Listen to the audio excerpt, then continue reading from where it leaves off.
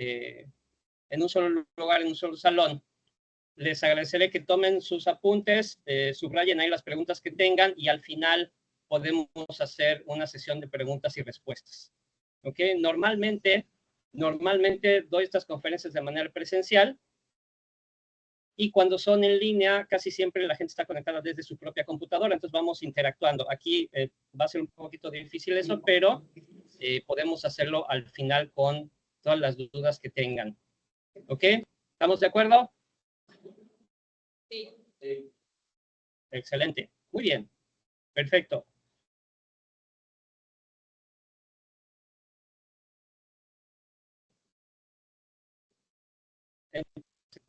Bienvenidos a esto que es Liderazgo a la Mexicana. Lo he titulado en el entorno turístico. Vamos a hablar específicamente sobre comunicación asertiva. También vamos a ver algunos puntos importantes en esta industria que es la retención de talento, que realmente es una consecuencia de lo que sucede cuando aplicamos estos puntos. Primero que nada, ¿por qué liderazgo a la mexicana? Porque estamos llenos de procesos, de procedimientos, de ideas que buscamos aplicar en nuestro entorno, con nuestros equipos de trabajo, con nuestros colaboradores, pero todos ellos vienen de procesos externos de otros países.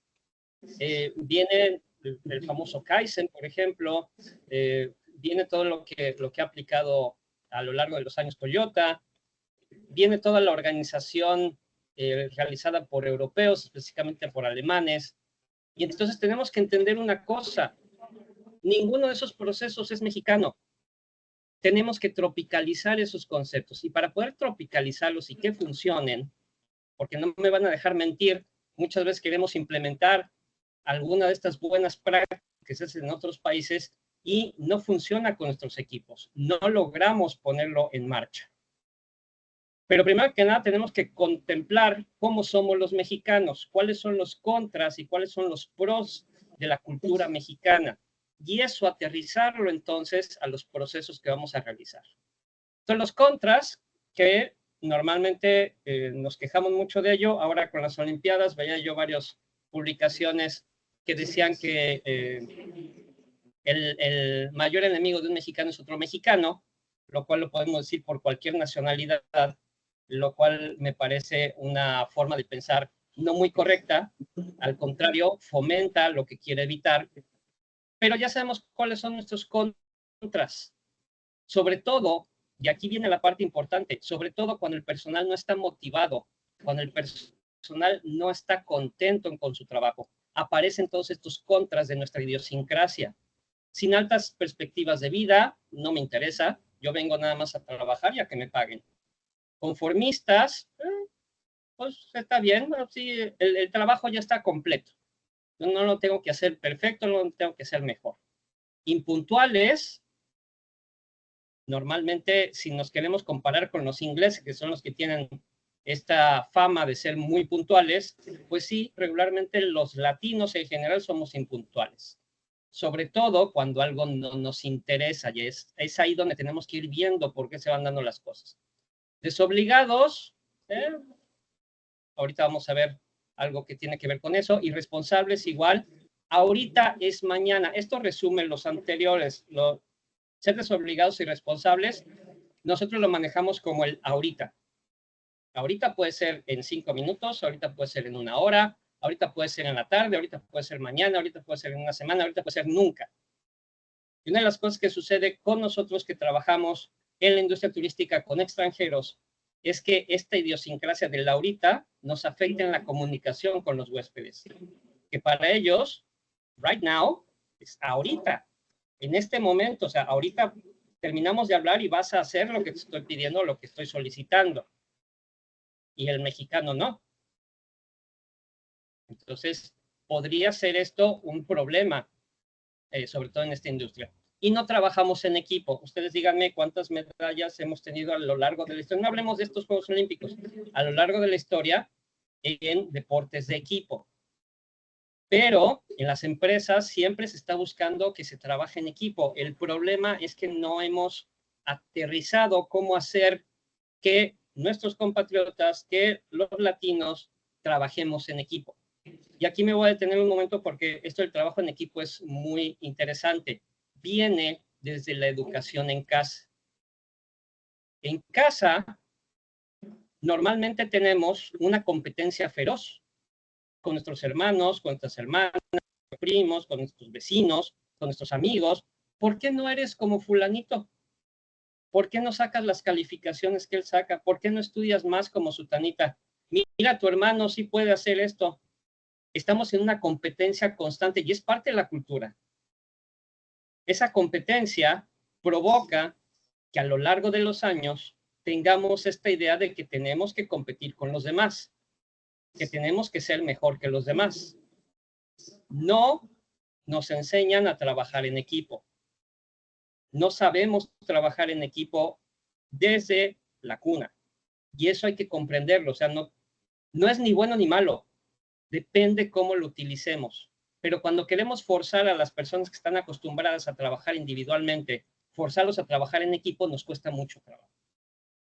Y lo hacen por obligación, no porque estén convencidos de hacerlo. Entonces, la serie de actividades, vamos a ver solamente algunas aquí, porque no tenemos el tiempo suficiente, pero la serie de habilidades y acciones que normalmente enseño en los cursos nos permiten ir formando equipos. Porque una de las cosas más importantes que debemos entender en un equipo no es que llegue una persona nueva y la integremos al equipo. Ya estás integrado, ponte a trabajar en equipo. No, requiere de la formación de confianza.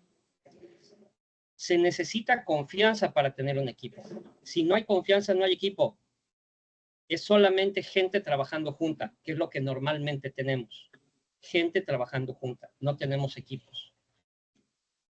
Ahora, ¿cuáles son los pros?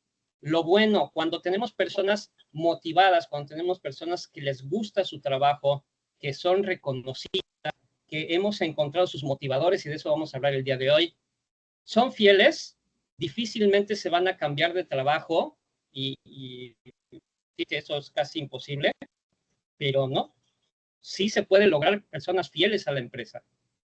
Somos nobles, somos humildes, somos ingeniosos, eso no nos gana casi nadie en el mundo. Somos creativos, muy creativos, a veces nos pasamos de creativos. Sabemos que se gana con esfuerzo, precisamente por esta competencia que hemos tenido desde niños. Nos esforzamos constantemente cuando algo realmente nos interesa o nos han hecho interesarnos por ello.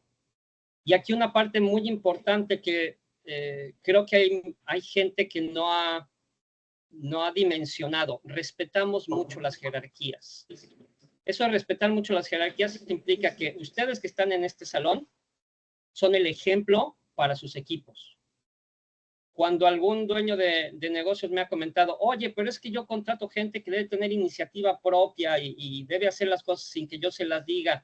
Sí, estoy de acuerdo, pero para eso, primero tienes que liderar. Primero tienes que ser el ejemplo, porque te van a estar siguiendo, porque respetan la jerarquía. Porque primero quieren saber cuál es tu opinión o cómo lo harías tú, para saber cómo ellos podrían hacerlo mejor. Si los mandas al ruedo, sin explicarles nada, sin capacitarlos, sin darles las herramientas, sin darles la motivación, sin darles los motivadores que requieren, no van a hacer las cosas como tú esperas o buscas que se hagan. Entonces, somos seres sociales. Desde la prehistoria necesitamos líderes. Desde la prehistoria seguimos a alguien, al más rápido, al más fuerte, al más inteligente. En el caso de las empresas, al que tiene el cargo superior. Entonces, sumamente importante. Como se diría en La Espada de Damocles, que después lo retomó Marvel con el Hombre Araña. Para un gran poder existe una gran responsabilidad. Ustedes tienen un gran poder en sus manos, tienen una gran responsabilidad, más grande de lo que muchas veces dimensionamos. Y de eso vamos a hablar también ahorita en un momento. Entonces, así somos los mexicanos. Hay que entenderlo, comprenderlo, asimilarlo, y trabajar en cómo vamos a disminuir los contras y cómo vamos a superar o engrandecer los pros. Ahora, aquí viene otra parte importante que hay que entender. ¿Cuántos de ustedes, levanten la mano, cuántos de ustedes fueron capacitados antes de obtener el puesto que tienen actualmente? ¿A cuántos de ustedes les enseñaron lo que tenían que hacer, lo que tenían que decidir, los procesos que tenían que manejar, cómo gestionar al personal, cómo resolver conflictos, cómo aplicar inteligencia emocional? Antes, no digo que no lo hayan aprendido ya, que les hayan dado cursos ya, antes de que tomaran ustedes un puesto de representación del personal, un puesto de responsabilidad. ¿A cuántos de ustedes los prepararon para el puesto? Levanten la mano, para los que veo de este lado. ¿Ok? ¿Qué tanto tiempo antes? ¿Un año antes? ¿Un mes antes? Dejen la mano levantada. ¿A quien se lo enseñaron 6 meses antes? ¿Ok? ¿A quien se lo enseñaron 3 meses antes? Y más o menos en promedio 6 meses. Perfecto. Entonces, aquí hay una cosa muy importante y es algo que sí he descubierto en la industria turística. Normalmente, los hoteles, con sus programas de capacitación, llegan a plantear esta situación y preparan a la gente para el siguiente puesto, el famoso plan de vida y carrera. Sin embargo, vamos a ponerlo en el contexto general. En México, el 90% de los gerentes no están preparados para el puesto. Al 90% de las personas no las capacitan antes de tomar un puesto de responsabilidad. ¿Qué sucede? Regularmente en las empresas, en la mayoría de las empresas, toman al que mejores resultados dio en su puesto operativo y lo ascienden a jefe del área. No es lo mismo operar que liderar. No es lo mismo estar en un puesto operativo que en un puesto gerencial. Son habilidades completamente distintas. Para poder gestionar a un equipo, para poder liderar un equipo, se necesitan habilidades humanas. Para operar, se necesitan habilidades técnicas, habilidades duras. Entonces, tenemos la problemática de que regularmente el 90% no sabe lo que tiene que hacer cuando llega. Y eso genera mucha confusión en los equipos y eso genera también en algunos casos malestar y en otros conflictos. Pero, ¿qué es un líder? Un líder, normalmente lo que nos han enseñado es, un líder es una persona que organiza, que dirige, que supervisa, incluso que evalúa al personal. ¿Sí? Eso es lo que regularmente, y está muy bien para un aula escolar, para la universidad, el concepto, pero en la práctica eso no es un líder.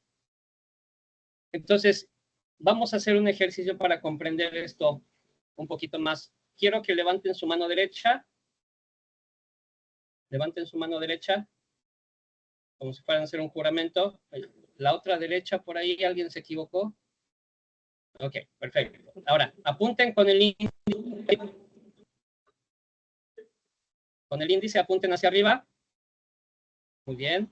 Ahora apunten hacia el frente. No me veo yo en la cámara. Ok. ¿Están apuntando a sus compañeros del frente? Sí, ya veo que le están apuntando ahí. Están disparando entre ustedes. Ok. Apunten a su cabeza. Apunten a su estómago. Apunten a su hombro. Apunten a su barbilla. ¿Qué onda? ¿Esta no es la barbilla? ¿Qué pasó? ¿La barbilla dónde está? Y todos apuntando el cachete. Todos apuntando el cachete y dije barbilla. ¿Se dan cuenta? Eso es lo que pasa en los equipos de trabajo. La gente, nuestros equipos, nuestro personal está viendo lo que hacemos, no está escuchando lo que decimos, está viendo lo que hacemos. Cuando no somos congruentes entre lo que hacemos y lo que decimos, la gente se confunde y empiezan a tomar algunas decisiones que probablemente no sean las adecuadas. Así que tenemos que ser muy congruentes. El líder es congruente con lo que piensa, lo que dice y lo que hace. Si yo digo y tengo los valores del hotel en los pasillos y comento que estos valores están aplicados en todo el hotel, pero resulta que en una situación dada no aplico alguno de estos valores y regaño, llamo la atención de manera pública a alguien, incluso lo hago sentir mal, entonces no estoy aplicando los valores, no estoy siendo congruente, no estoy liderando, estoy perdiendo la cabeza, estoy perdiendo la inteligencia emocional que debo tener como líder del grupo. ¿De acuerdo? Entonces, un líder es un guía. Un líder es una persona que mejor vamos a ver muchas características de un líder y me van a decir, ay Ángel, ¿y cómo voy a hacer todo eso si me come la operación? Es que realmente tú deberías solamente liderar. Y si tú solamente lideras, la operación la va a resolver tu equipo. Y vas a ocupar menos tiempo en estar apagando bomberazos. Y todo esto suena fantástico, pero me van a decir, ¿y cómo hago eso? ¿Cómo voy a lograr que mi gente realmente se convierta en un equipo, que mi gente realmente tenga la iniciativa, que mi gente trabaje, que no tenga yo que estar detrás de ellos para que lo hagan? Primero que nada hay que comprender, los mejores líderes son aprendices de liderazgo. Son aprendices de liderazgo. No hay en el mundo, no hay un solo buen líder que se considere líder. Se consideran aprendices de liderazgo. Todo el tiempo se están preparando, todo el tiempo están aprendiendo, todo el tiempo están buscando nuevas formas de apoyar y de ayudar a su personal. Todo el tiempo. No creen que ya lo sepan todo. Siempre hay nuevas formas, siempre hay nuevas cosas que aprender, siempre hay algo que les va a ayudar a gestionar mejor el talento. Entonces hay que ser aprendices de liderazgo. Es algo que se necesita en la actualidad. No tenemos suficientes líderes en las empresas. Tenemos demasiadas leyes para las empresas. Ya apareció la NOM 035 hace varios años. La gran mayoría de las empresas ni siquiera la aplica, ni siquiera la entienden. Yo sé que la industria turística sí, porque me consta que es una de las primeras que empezó a aplicar todo esto. Ya está la NOM 037 para el trabajo remoto. Es decir, seguimos creando leyes para decirle a las empresas lo que tenían que haber hecho desde hace mucho tiempo, en lugar de que las empresas lideren. ¿Qué hace el líder también? Cuidan al que está a su izquierda y cuidan del que está a su derecha. Y aquí, un punto importante. Ustedes están al frente de un departamento. Yo no digo que específicamente cada uno de ustedes o alguno de ustedes, pero es probable que no sean los líderes del departamento.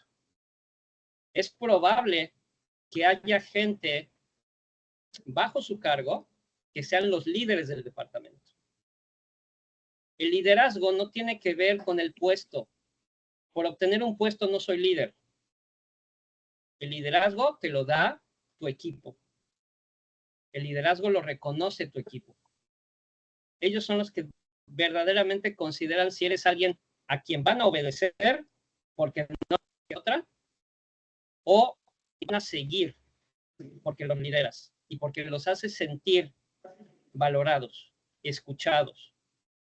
Entonces el líder cuida al de su izquierda y cuida al de su derecha. Puede haber, y yo les recomiendo, si es que no lo han hecho, que vean en sus equipos de trabajo quién es el líder del equipo, quién es el que apoya a los demás, quién es el que cuida a los demás, a quién escuchan. Y además, si lo quieren aplicar y si lo quieren averiguar, ahí les va una acción concreta. Pregúntenle a los miembros de su equipo en quién le confiarían su carro, su casa y su cartera. No les digo al esposo o la esposa para no entrar en controversias, pero ¿en quién confiarían su casa, su carro y su cartera o su billetera? Si ustedes se encuentran a alguien a quien mencionen de manera repetida, ya encontraron al líder del grupo. Como les decía yo hace un rato, la confianza es lo que crea equipos. Si tienen ustedes a alguien a quien le confiaría el equipo todo eso, o parte de eso, entonces ese es el líder, y con él o con ella es con quien se tienen ustedes que acercar, sobre todo en los aspectos complicados, cuando hay algún conflicto, cuando hay que cambiar algún procedimiento, cuando hay que trabajar un poco más para llegar a las metas, para llegar a los KPIs, a los OKRs. ¿Por qué? Porque si ustedes lo hacen directo con todo el equipo, van a empezar a tener cierto rechazo natural, normal. Cuando ustedes lo hacen a través de su propio liderazgo y del líder informal que tienen en su equipo, va a ser mucho más fácil que lo sigan. En lugar de mandar un correo electrónico, mandar un memo o hacer una junta y decirles, vamos a hacer esto, se reúnen con las personas que son los líderes del grupo y a través del liderazgo de ustedes se establecen los mecanismos para aplicar lo que necesitan. Y van a tener mucho más fácil, va a pasar casi como mantequilla. En lugar de estar chocando, aplicamos inteligencia emocional. Hablamos con la gente que nos puede ayudar a aplicar. Entonces, hay que cuidar al de su izquierda y hay que cuidar al de su derecha. Y aquí otro punto muy importante que batallo mucho con líderes, con gerentes, con jefes de área, con supervisores, con gente que tenga un equipo a su cargo. Accountability. ¿Qué es el accountability? Hacerse responsable. Y sí, yo estoy de acuerdo, y me lo han dicho mucho en redes sociales, es que cada persona es responsable de sus actividades y de sus actitudes y de sus procesos. Sí, cada quien tiene que ser responsable y tenemos que fomentar esa responsabilidad. Pero los líderes son responsables de las personas que son responsables de los procedimientos, acciones y procesos. Si ustedes están en un área donde hay atención directa al huésped, por ejemplo, vamos a hablar de ama de llaves, ustedes están a cargo de las camaristas y de los mozos. Ustedes están a cargo de las personas que están a cargo de los huéspedes. Ustedes no están a cargo de los huéspedes. Y si alguien no está de acuerdo, lo podemos platicar al final. Nadie en esta sala está a cargo de los huéspedes. Ustedes están a cargo de las personas que están a cargo de los huéspedes.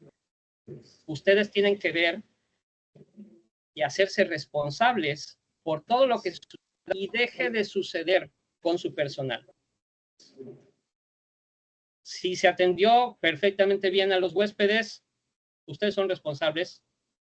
Si hubo problemas en la atención a los huéspedes, ustedes son responsables. Y hay que trabajar en base a eso.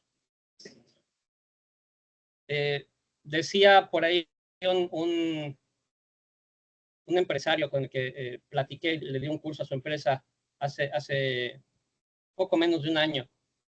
Y me decía, es que yo soy responsable de mis clientes. Ok, platícame, ¿cuándo fue la última vez que hablaste con un cliente? No, pues sí, ya tiene mucho tiempo. No eres responsable de los clientes. Tú eres responsable de las personas que son responsables de los clientes. Y tienes que comprenderlo de esa manera. Porque así te puedes concentrar en darle a tu personal lo que necesita para poder atender bien a los clientes. En lugar de estarte tratando de concentrar entre lo que quieren los clientes y lo que quiere tu personal. Entonces, la accountability es el arte de apuntar más con los pulgares y menos con los índices. Cuando un líder comprende esto, es mucho más fácil el trabajo. Se convierte en algo más disfrutable. porque la gente empieza a hacerse responsable de su propio trabajo y los líderes a hacerse responsables de lo que sucede en su área. Se reducen los tiempos para estar resolviendo problemas que la gente no ha resuelto, porque los hemos hecho responsables de lo que les toca y nosotros somos responsables de ellos.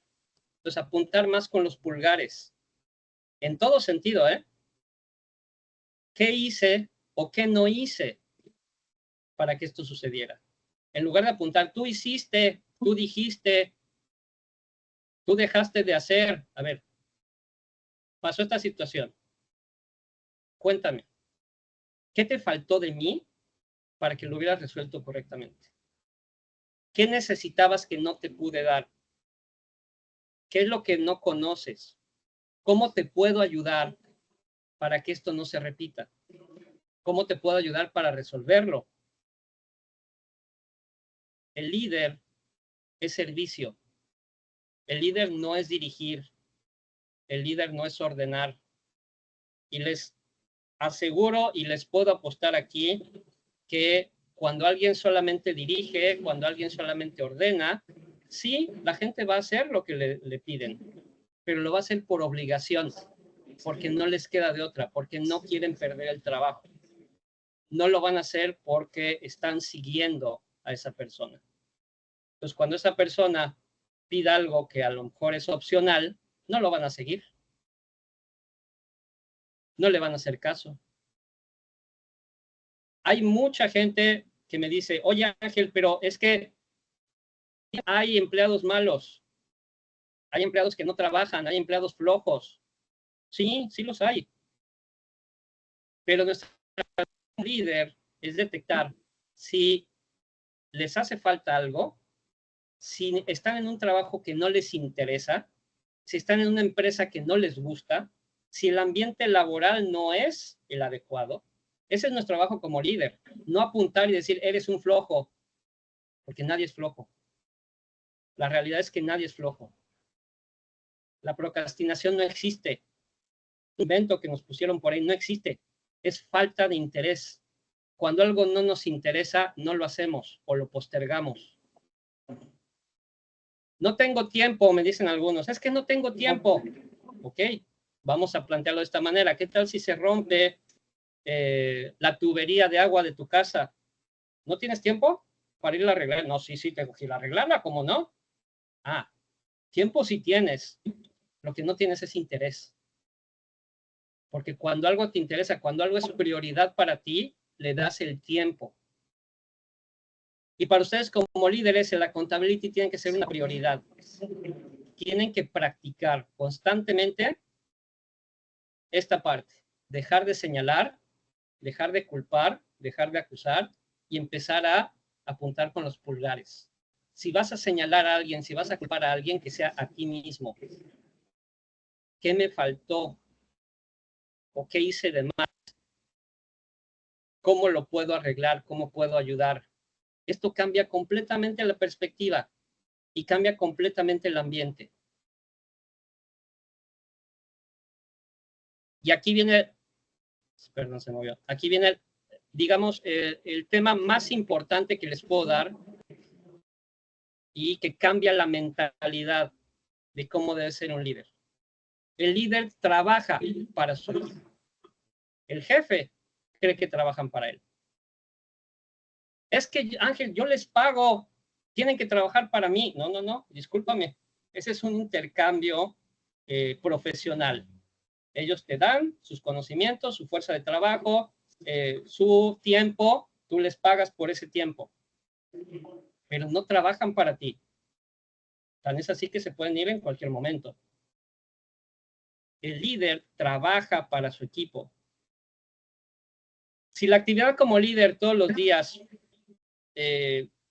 hacen el hábito, por ejemplo, de sentarse al final del día y anotar cómo puedo hacer, de acuerdo a lo que aprendí hoy, de acuerdo a lo que vi hoy, de acuerdo a lo que sucedió hoy, cómo puedo hacer que mi gente trabaje más a gusto, que trabaje con mejores herramientas, que trabaje más en equipo, que se comunique mejor.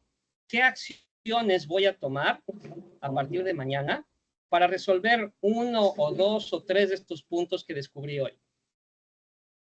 ¿Qué creen que va a suceder si ustedes elaboran 2 acciones diarias para mejorar el trabajo de su gente, para mejorar las condiciones, para mejorar el ambiente?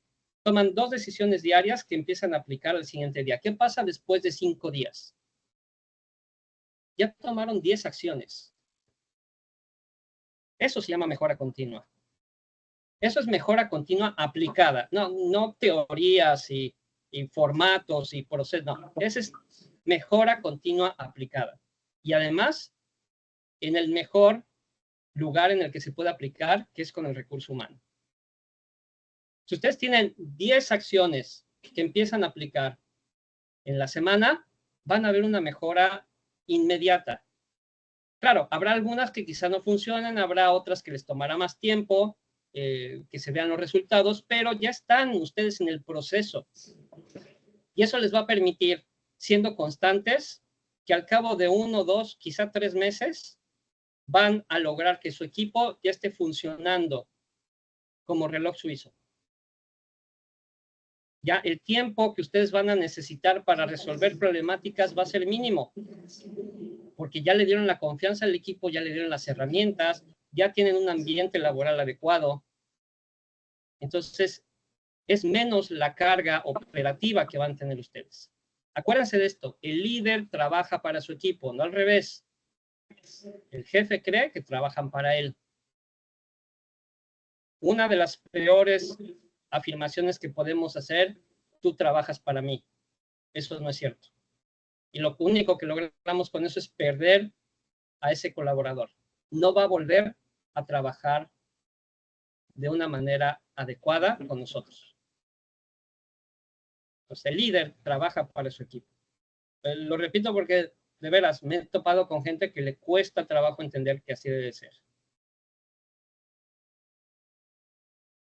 ¿Cómo vas a aplicar esto? Rápidamente, anoten 2 acciones que van a aplicar a partir de mañana para mejorar su liderazgo, para aplicar el accountability, para trabajar para su equipo. 2 acciones, así muy rápido, nada más el título de las 2 acciones. Ya después lo podrán desarrollar, ya después lo detallar, pero con esto lo que quiero es que en esta conferencia se lleven algunas acciones que pueden implementar ya. Y ustedes saben cómo es su equipo, ustedes ya saben cómo trabajan, ustedes ya saben lo que tienen que hacer, lo que deben de modificar, lo que pueden mejorar. Entonces anótenlo. 2 minutos para 2 acciones. Y si quieren al final en preguntas y respuestas, me comparten algunas de las acciones que anotaron el día de hoy.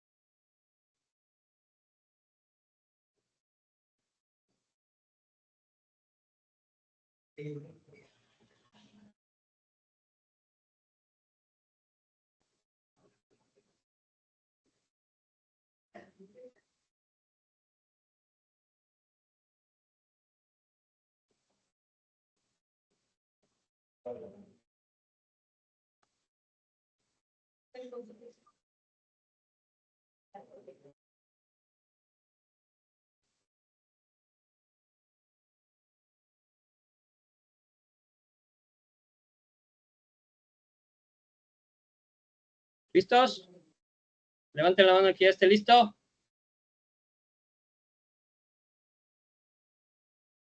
Uno por ahí. Están pensando mucho.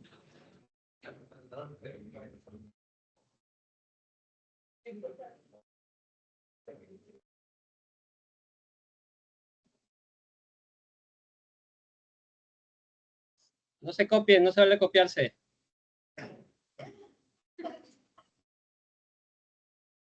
Ya están pasando los tips ahí, ya los vi. Creen que no lo estoy viendo, pero sí.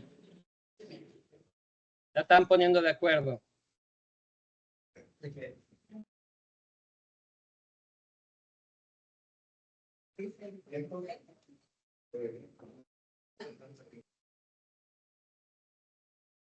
Ok, venga. ¿Listos?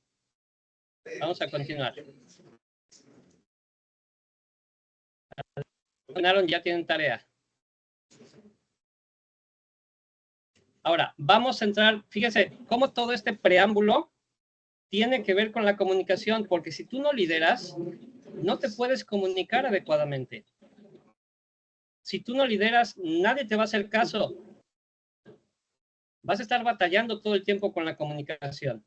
Entonces, por más que te comunicas, mandas correos, realizas juntas, parece que el personal no te entiende. Y esto me van a decir si es común o no es común. Hay que estar batallando todo el tiempo porque la gente haga las cosas como se le estamos pidiendo. Las razones de que esto suceda. No conoces al personal y no sabes su forma de comunicarse. Ahorita vamos a ver eso. Desconoces sus motivadores y los temas de su interés. No estás liderando. La confianza en el líder es baja y no hay transparencia en la comunicación. Y has demostrado en distintas ocasiones que tus acciones o ideas no son tomadas en cuenta, perdón, que sus acciones o ideas no son tomadas en cuenta, es decir, se acercan a ti, te proponen alguna mejora, alguna idea, y no les haces caso. Y otra parte es también la incongruencia. Dices una cosa y haces otra. Eso lastima la comunicación con tu equipo. Eso no permite que haya una comunicación transparente, que haya una comunicación efectiva, asertiva. Y eso es lo que tenemos que trabajar, pero necesitamos conocer algunas cosas porque no es nada más, bueno, me voy a comunicar mejor. ¿Cómo vas a hacer eso? Esto creo que ya todos ustedes lo saben, se ha dado hasta el cansancio, la comunicación visual, kinestésica y auditiva. Un segundo que se me fue un poquito más para allá. Y no logro regresarlo.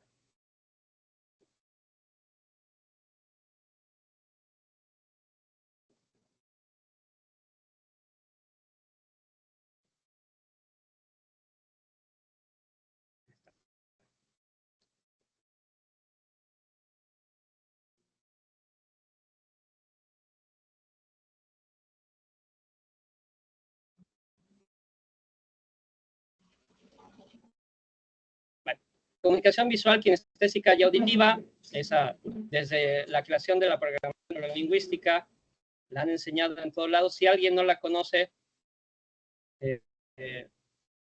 solamente hay que poner atención en cómo, si les gusta ver gráficas, si les gusta ver las actividades en video, si son muy visuales, si les gusta hacer para poder aprenderlas y para poder entenderlas, hasta que no las hacen, no las entienden, o si son auditivos, no les puedes mandar un correo porque su cerebro no registra adecuadamente la información de esa forma, les tienes que decir, dar las instrucciones de forma oral. Esto creo que es más sencillo, pero sí es importante que detecten a los 3 grupos que tienen en sus equipos. ¿Quiénes son visuales, quiénes kinestésicos, quiénes auditivos? Y comunicarse con ellos en esos canales. Pero lo más importante y lo que quiero dejarles el día de hoy es este. ¿Sí? La dominancia cerebral de Ned Herman. Todos tenemos una dominancia cerebral. Todos tendemos a una de ellas, situaciones complicadas, de riesgo o difíciles, conflictos, etcétera, tendemos a irnos sobre uno de los 4 cuadrantes. ¿Podemos descubrir de alguna forma cuál es el cuadrante dominante de las personas? sí de una manera superficial. Para saber exactamente en qué cuadrante está cada quien hay que tomar el test y hay que analizarlo. Es una de las cosas que hago con las empresas, es aplicarle primero a todo el equipo ejecutivo su test de dominancia cerebral y ya después aplicarlo por departamentos para saber cuál es la dominancia que hay en cada departamento y cómo se pueden comunicar mejor, no solamente dentro del departamento, sino entre departamentos, interdepartamental. ¿Pero qué sucede con esto? Un gerente general debe de estar en los 4 cuadrantes, es decir, debería de estar brincando de un cuadrante a otro de acuerdo al contexto y a la situación, porque debe dominar el análisis, debe dominar la organización, debe dominar la empatía y debe dominar la creatividad, porque tiene que hablar en esos 4 cuadrantes con el personal. Sin embargo, volvemos al contexto general. En la mayoría de las empresas, los analíticos y los organizados son los que tienen los puestos más altos, porque normalmente tienen actividades analíticas. Revisar los números, revisar las ventas, revisar las estancias, no sé, la gran cantidad de analíticas que podemos tener en un hotel.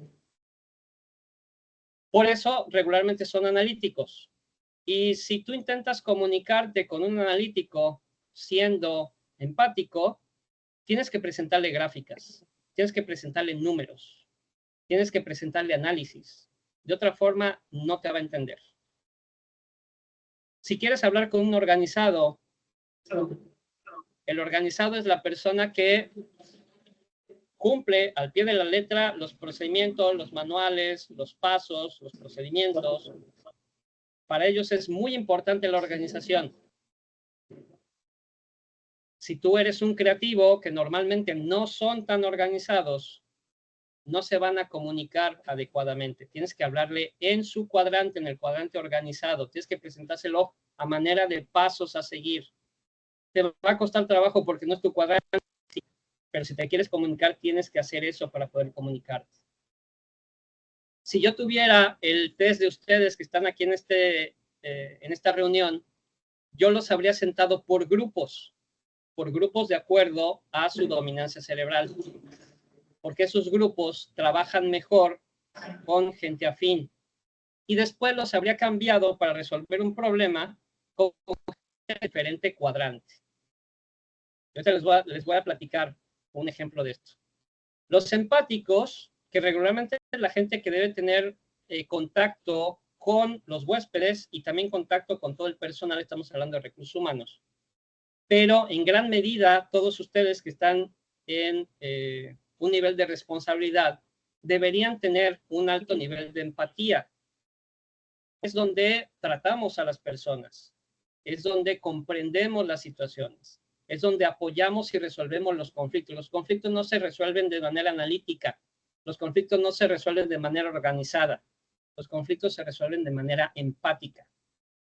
No vas a resolver un conflicto tratando de seguir 5 pasos o analizando cuál es la tasa de incidencia de conflictos en el departamento.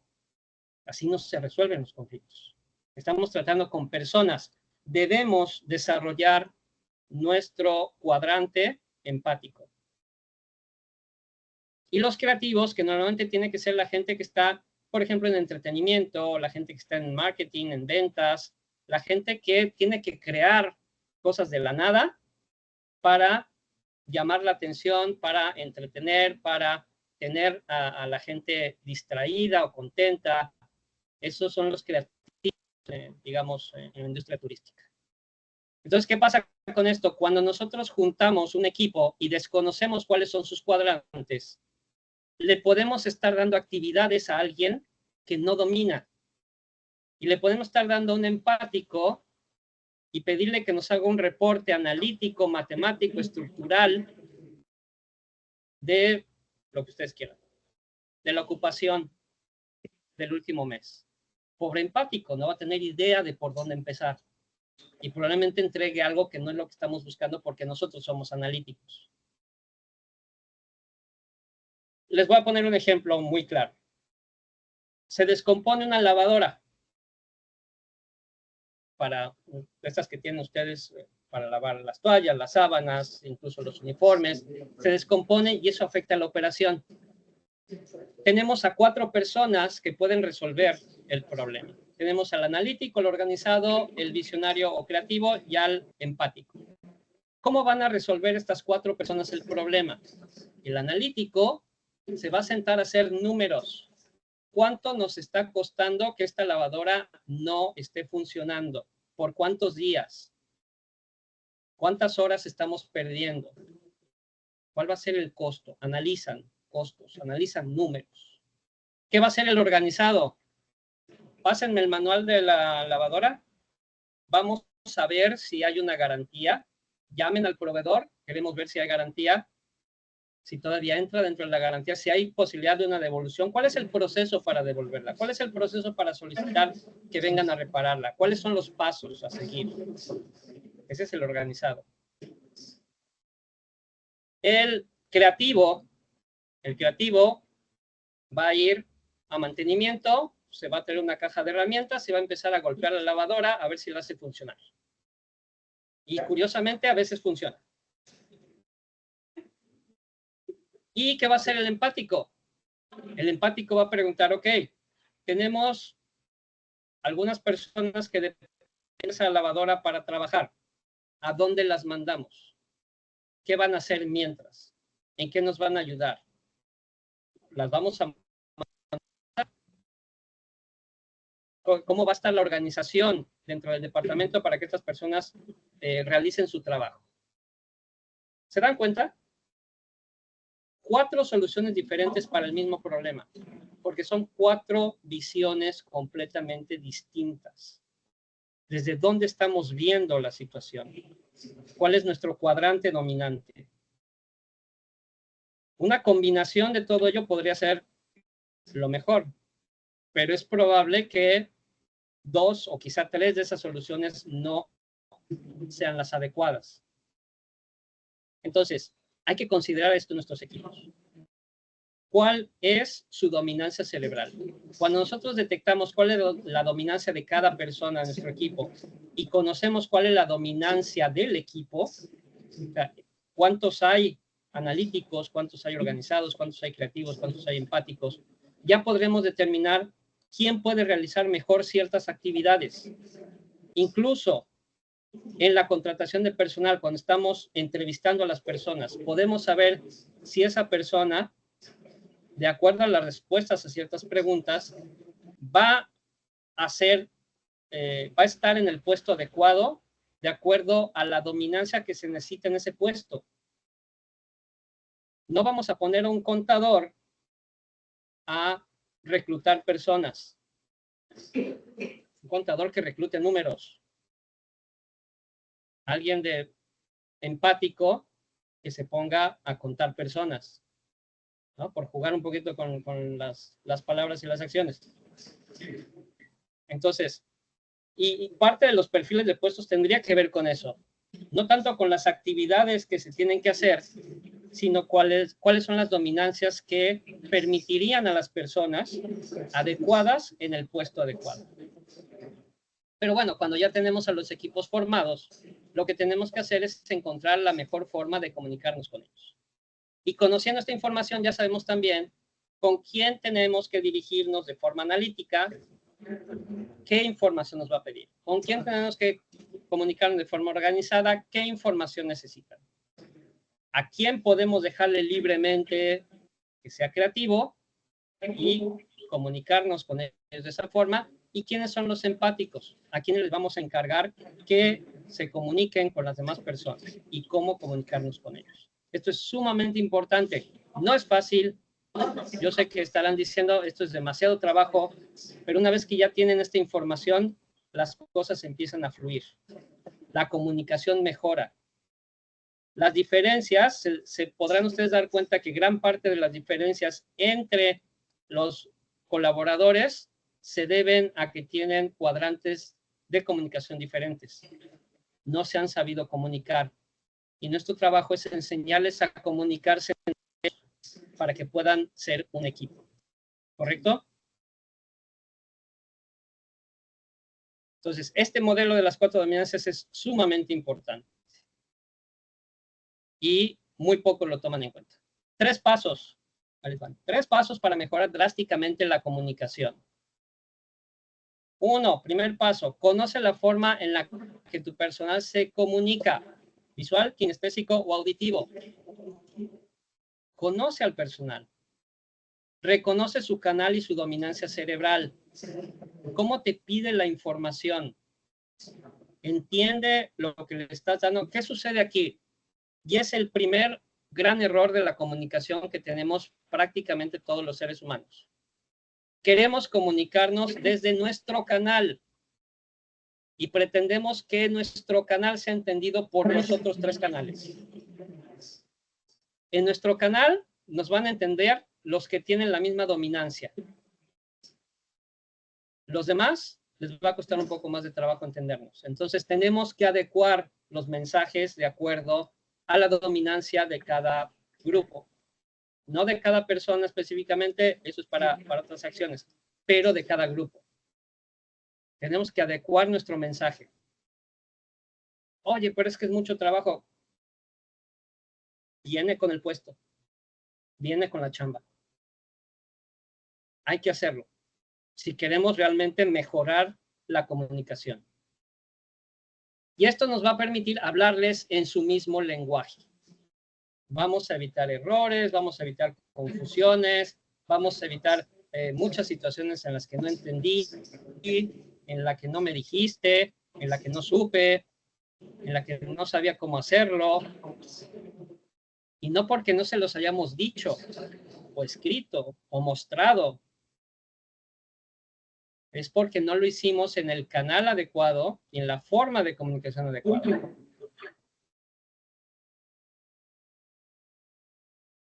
Los motivadores. Antes de pasar al segundo paso, quiero hablar de los motivadores porque también es un punto muy importante.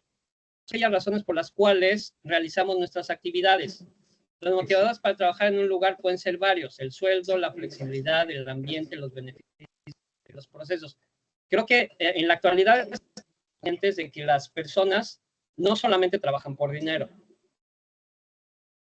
Y en la actualidad, con toda esta revolución que ha habido a través del Internet y las nuevas generaciones, el ambiente laboral ha subido muchos peldaños en cuanto a importancia. Y en muchas ocasiones no le tomamos en cuenta esa importancia. Entonces, tenemos que considerar a cada persona le es prioritario uno o dos de estos elementos. Si a esas personas no se les está cumpliendo con sus motivadores, nos vamos a ir a la primera lámina y vamos a tener todos los contras. Si no sabemos cuáles son los motivadores de nuestro personal, no podemos encontrar la forma de motivarlos y de comunicarnos adecuadamente con ellos. Porque no sabemos qué van a trabajar. No sabemos qué los hace felices. No sabemos qué los hace infelices. Desafortunadamente, entre el 70 y el 80% de los mexicanos no son felices con su trabajo. No son felices con el ambiente, no son felices con el sueldo, no son felices con los horarios, no son felices con los jefes, no son felices con la empresa. No son felices ni siquiera con lo que están haciendo. Los líderes tienen la responsabilidad de buscar cuáles son esos motivadores y en la medida de lo posible cubrirlos. Porque si no, lo que va a suceder es que vamos a tener personas en una renuncia silenciosa. ¿Y a quién le gusta tener personal que solamente va a cumplir por cumplir? A nadie. No a todos les pedimos que se pongan la camiseta, que trabajen, que se mueran en la raya por la empresa. ¿Cómo vamos a hacer eso si no les estamos dando motivadores para ello? Para que el personal se ponga la camiseta, primero tenemos que ponernos la camiseta del personal. Y tenemos que comprender por qué razón se levantan cada mañana y van a trabajar al hotel. ¿Por qué? ¿Cuáles son sus motivadores? ¿Cuáles son sus razones? Y trabajar en base a ello. También hay que considerar que los motivadores cambian con el tiempo. No es lo mismo los motivadores de una persona soltera recién egresada a la misma persona cuando se case y tenga hijos. ¿Esto qué significa? Que no podemos únicamente hablar con el personal, conocer sus motivadores y creer que con eso ya la hicimos, ya lo resolvimos, ya va a trabajar con nosotros de manera permanente, ¿no? De acuerdo a las circunstancias de cada quien, pueden cambiar sus motivadores y tenemos que estar pendientes cuando eso sucede. Porque entonces vamos a tener que cambiar lo que necesitamos cubrir y la manera en la que nos vamos a comunicar. Ahora, ¿quieren? Y aquí les va algo que precisamente estoy empezando en mis redes. No tenemos aquí a los dueños, pero común en el liderazgo que haya personas que consideren que los colaboradores tienen que trabajar tan duro como uno, y que uno trabaja muy duro y trabaja tan duro como los dueños. Y déjenme decirles que nadie puede trabajar tan duro como los dueños. No debería trabajar tan duro como los dueños, por cuestiones naturales. Y no quiere decir que ustedes no sean profesionales, todo lo contrario. No quiere decir que no trabajen duro, todo lo contrario. A lo que me refiero es que esta mentalidad de que la gente tiene que trabajar tan duro como los dueños, bueno, pues vamos a ser los socios. Que todos ustedes sean socios de la cadena hotelera y entonces les aseguro que van a trabajar tan duro como los dueños. Mientras no suceda eso, ustedes son muy profesionales, trabajan muy duro por lo que están haciendo y lo que necesitan es que su equipo trabaje muy duro por los motivadores que tienen. Cada quien tiene sus motivadores y ustedes mismos tienen sus propios motivadores. Ustedes deben pedirle a sus líderes que se cubran sus motivadores y al mismo tiempo ustedes deben cubrir los motivadores de sus equipos. Esa es la forma en la que se trabaja duro. Esa es la forma en la que logramos que la gente se ponga la camiseta. Así logramos que la gente se quede, se muera en la raya, por decirlo metafóricamente.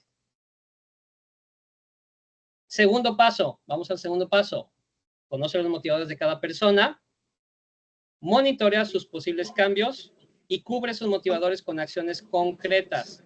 Si el motivador de una persona es el crecimiento profesional, es a la primera persona a la que tienen ustedes que motivar e inscribir a cursos de capacitación, a talleres, a idiomas, a todo lo que necesite para que esa persona se sienta que está creciendo profesionalmente. Pero no lo podemos hacer si no sabemos cuáles son sus motivadores. Entonces, hay que trabajar en acciones específicas para cubrir esos motivadores. Y si ustedes no está en sus manos cubrirlo, entonces tienen que proponer los cambios necesarios. Sobre todo si hay tendencias, porque normalmente hay tendencias muy fuertes. Los motivadores que les puse hace un momento son los principales. Y toda empresa debería buscar la forma de cubrir esos motivadores. Porque la gente, sí, renuncia a sus jefes, pero porque sus jefes no les están cubriendo los motivadores que ellos necesitan. Y el tercer paso, sumamente importante también, es algo que les encomiendo, les sugiero, casi les imploro que hagan, porque nadie lo hace. Reunirse en forma individual e informal con cada persona de su equipo. Ángel, no tengo tiempo. Menos tiempo si no lo haces. Más tiempo vas a tener si empiezas a trabajar en este proceso. Reúnete, no sé cuánto personal tengan.